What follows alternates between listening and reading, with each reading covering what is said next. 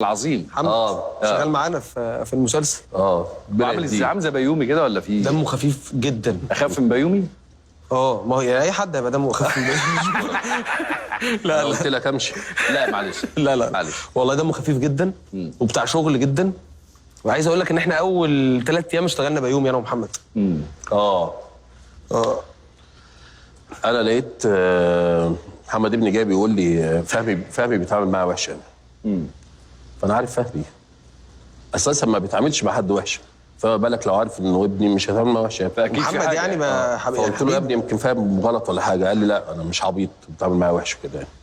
فيومين كده وجه تاني قال لي يا فهمي كان ناقص يطردني من الكرفان والكلام ده. قلت له بص يا محمد، انت عامل زي امك بتفهم الناس غلط بتاع، انت اوفر وبتاع، مفيش حاجه يعني.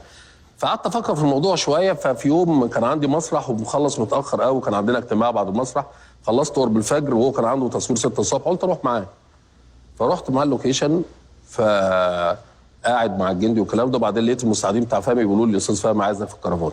بعد ما شتمته طبعا قلت لهم هو اللي يجي والكلام ده ومش عارف ايه.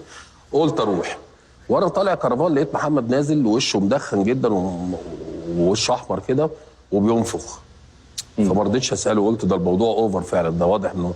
فدخلت لقيت فهمي بيقول لي انا كان في ثروت قاعد وتوته. فهو محمد كمان عمل حركه وهو نازل من الكرفان لقى ابوه طالع، قام رازع الباب وشتمني عشان يبين ان الموضوع يأفور. عايز يكبر الموضوع. فدخل قعد بيومي، وبيومي كلمني قبلها بيومين ما ردتش عشان نسبك الحكايه يعني. ده كان فيلم اصلا. ده راح حكى لامه، محمد راح حكى لامه عشان تشتغل بيومي معانا. زود الموضوع كمان. بس قعدنا في الكرفان، فقاعدين انا وهو وتوته وثروت. فما قال لي فهمي عايزك بعد. قلت له انا اللي عايزك يا بيومي. فقال لي لا طب قول. قلت له لا عشان في ناس قاعده وبتاع. قال لا ده ما فيش حد غريب، قول يا فهمي.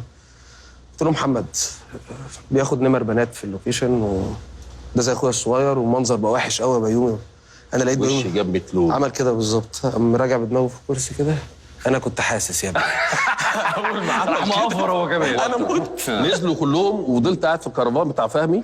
المساعدين فهمي عمالين يجيبوا لي في شاي وقهوه وبتاع، وانا مش دريان ان انا قاعد في الكرفان والكلام ده. هم نزلوا وبعدين رحت مكلم امه، فلقيتها لاول مره بترد عادي، بس انا ما خدتش برضه بالي ان هي بترد عادي لان مرات فتحي كانت معاها، كانوا بيجيبوا حاجات. فقلت جايز مش عاوزه تبين قدام مرات احمد فتحي ان في حاجه والكلام ده. فقلت لها شفت الواد اللي كان بيقول كذا كذا كذا البي واخد نمر بنات ومش عارف حاجات كده. فقالت لي عشان كده. بس لقيت الموضوع مش لانها اوفر موت.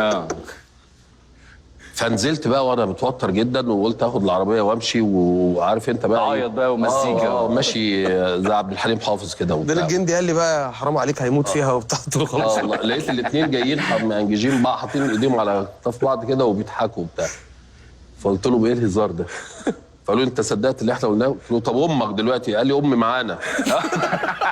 في الاتفاق. كلهم عملوا فيك فيلم. اه شايف المقالب اللي بيعملوها في بعض عندنا؟